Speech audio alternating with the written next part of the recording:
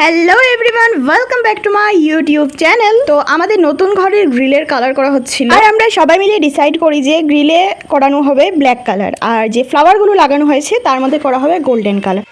মিস্ত্রির রং ভালো লাগবে না, ঠিক আছে না কিছু না।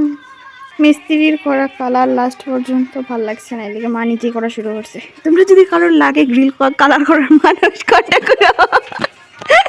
এখানের কনভারসেশনগুলো যদি তোমরা শুনতে তাহলে তোমরা হাসতে হাসতে পেট ব্যথা হয়ে যেত, কিন্তু ব্যাকগ্রাউন্ডে মিউজিক চলার কারণে কপিরাইট আসতে পারে, তার জন্য আমি এই জায়গাটা মিউট করে দিয়েছি। আমি যখন ভিডিও করি তখন আমি অ্যাকচুয়ালি নোটিস করিনি এই জিনিসটা। তো আমাদের ডিসাইড করা মতোই এই কালারটা হয়েছিল, আর যিনি অর্ডারটা নিয়েছেন মানে যে মেইন মিস্ত্রি, ওনার কাজ ভীষণই ভালো, কিন্তু ওনার যে অ্যাসিস্ট্যান্ট ছিল উনি একটু তাড়াহুড়া করে কাজ করেন, যার জন্য ফিনিশিংটা একটু কম আসে, আর অনেক জায়গাতে কালারটা ভালো করে লাগেনি। তার জন্য মা ভালো করে ওই জায়গাগুলো দেখে দেখে কালারটা লাগাচ্ছিল। গ্রিলের কালার করার পরে এই জায়গাটার পুরো লুকটাই চেঞ্জ হয়ে গেছে। পার্সোনালি আমার ভীষণই ভালো লাগছিল। আমাদের আগের ঘরটা যখন বানানো হয় তখন আমরা খুবই ছোট ছিলাম, আর সবটা বাবাই দেখাশোনা করেছে, বাবাই সবটা প্ল্যান করেছে। আর এই যে আমাদের এখনের যে ঘরটা, সেটা আমরা সবাই মিলে প্ল্যান করে সবকিছু করছি। আর জবে থেকে এই ঘরটা বানানো স্টার্ট হয়েছে আমাদের খুব ভালো এক্সপিরিয়েন্স হয়েছে। সম্পূর্ণ বারান্দার মধ্যে এই জায়গাটা হচ্ছে আমার একটা ফেভারিট প্লেস, বিকজ এই জায়গায় পিকচার সব থেকে বেশি সুন্দর আসে।